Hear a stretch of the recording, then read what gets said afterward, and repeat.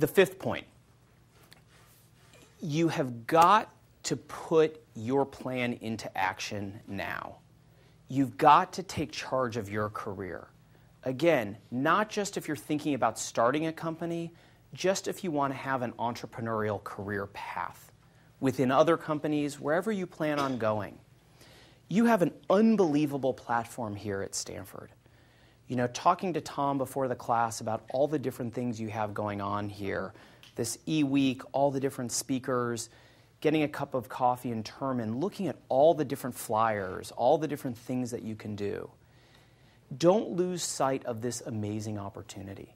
While you are here, you can put your career onto you can start it on an incredible march.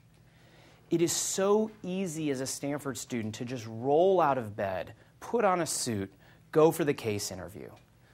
Go to the bank, go to the consulting firm. If you have thought about this, and I know a lot of you have, really push it through to what you're passionate about. Stay focused on this. It is really easy to get diverted when you're at Stanford, to get busy and not put the time into the job search. The really good jobs won't come to you. You're going to have to go out and get them.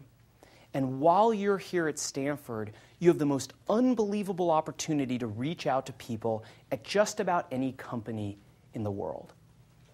You could send a letter to the CEO of just about any company that you're interested in, and I would guess that you probably have a better than 50-50 chance of getting a response to a letter that simply says, hey, I'm interested in your company, I'm a Stanford student, is there a chance I could come in for 20 minutes to talk to you about what kind of career I might be able to have?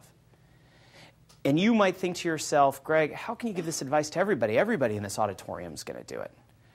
But the reality is, because I've given this advice many times before, is that many of you will think about it, but very few of you would do it. And I think there's this incredible amount of thought that goes into entrepreneurship while people are students, and then they kind of let time go by because they think it will always be easy to get back into it later. When you think about what kind of job does it make sense to get, I just simply say, get customer-facing. And what I mean by that is, whether you are in the social sciences or you are in the engineering school, get a job where you can get focused on what makes customers happy, how people buy products, learning really just how to make a business go. As I'm kind of flipping through resumes for almost any job that I'm hiring, if I see that somebody at some point in their career has had a waitressing job or a waiting tables job, or maybe they managed a college bookstore, that tells me so much about their ability to satisfy customers. Those are the people who really win.